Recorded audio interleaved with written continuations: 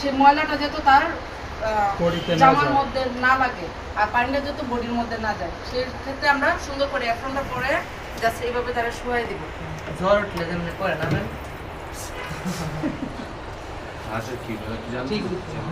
মাথাটা ভিজানোর আগে আমরা কপালের মধ্যে হাত দিয়ে সুন্দর করে এইভাবে করে হালকাভাবে কানের সাইডে যখন পানি দিব তখন এই সাইডে হাতটা এই পাশে দিব, দিয়ে সুন্দর করে পানিটাকে অ্যাপ্লাই করে মাথাটাকে ভিজাই দেব।